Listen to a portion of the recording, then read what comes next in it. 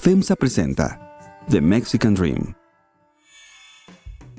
For this episode, we have the great privilege of having Representative Joaquín Castro of San Antonio. He's a Democratic congressman who's represented the 20th District of Texas since 2013.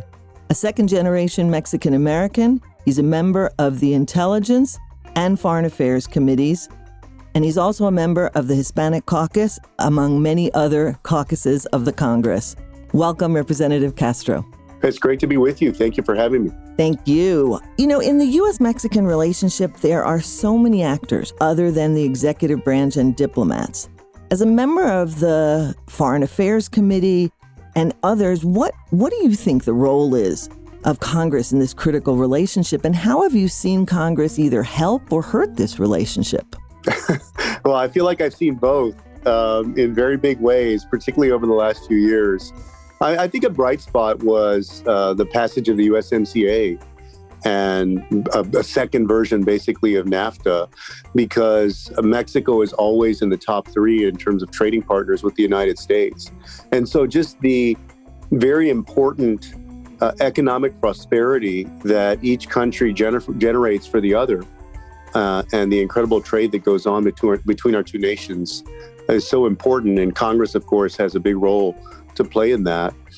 A lot of the downside, I think, is that a lot of the most strident voices about the U.S.-Mexico relationship and really the mischaracterization of Mexico sometimes comes from folks in the U.S. Congress who tend to boil the relationship down to drugs and a wall.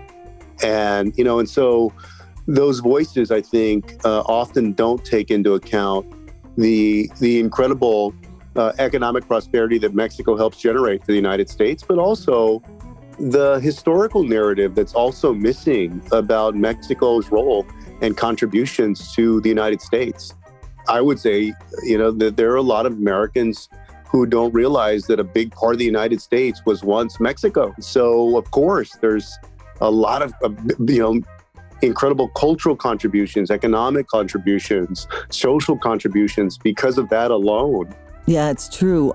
You've touched on this a little bit, but for you as both a congressman and a Texan, especially in the current climate with Governor Abbott having some fairly aggressive positions, what are the things that concern you the most about the relationship or things occurring in Mexico? And how do you think that federal or state officials can help make it a positive relationship? Well, I get concerned when we boil it down to just a few very negative things. When you boil it down to building a wall or keeping people out, or you boil it down just to drugs. Look, I'm not saying that those things are not, that border security, that cutting down on fentanyl, for example, or other drugs is not important. That obviously is important, but there's so much more to the U.S.-Mexico relationship than only those things, and everything else tends to get obscured. And so my concern is that you will get another Donald Trump that only harps on a few of these very negative things and defines the entire relationship on those terms, and really defines an entire country and people on those terms. And that carries over to affect not only Mexicans in Mexico, but also Mexican Americans and U.S. Latinos on the American side, the U.S. side of the border. And that's exactly what happened in 2019, where you had this madman who drove 10 hours and killed more than 20 people and injured more than 20 more because he considered them, quote unquote, Hispanic invaders to Texas. He was trying to kill Mexicans, but killed not just Mexicans, but Mexican Americans and others. I'm going to ask you now if you can speak a little bit about your own history, your own family's history, and the role that Mexico and this relationship played as you were growing up and in your family. Well, Mexico was where my grandmother is from. My grandmother is from Coahuila, Mexico, in northern Mexico. And she came to the United States with her younger sister as an orphan when my grandmother was around 6 or 7 years old. And it was around just after the Mexican Revolution. And they came to the United States because the closest relatives that could take them in were not in Mexico, but were in San Antonio, Texas. And that's how my family ended up in San Antonio over 100 years ago now in 1922. And so Mexico has always been a very special place for me in my heart, but really also a place of mystery for me in ways, because my grandmother was completely cut off from her family that remained in Mexico. And as far as I know, she never went back to visit. She never had a chance to go back and visit her family in Coahuila. And she was the only grandparent that I knew.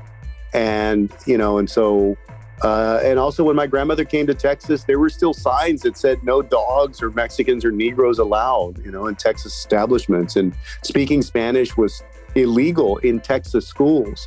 So that was the reality that my grandmother came into.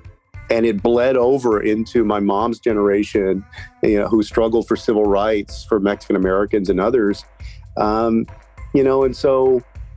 so that was the experience for my family. And it really informed my own public service and, what I've tried to accomplish for the people of San Antonio and for the Latino community in the United States. No, that's fascinating. Thank you so much. And is there anything else you'd like to share with us about sort of how you see things right now or what you hope to do in this next Congress? Yeah, I think that, a big part of what I've been working on is making sure that the Mexican American story becomes part of the larger American story. I think it's been left out of the telling of American history. It's not been told much in our schools or even scantily in our universities. And you see even a push against that slim telling now with banning of books and other things. This hostility towards ethnic studies, for example. And so I'm trying to make sure that the story is out there, that the narrative is out there. And I think that can have a tremendously profound positive impact on the relationship between the United States and Mexico and the understanding between Americans and Mexicans.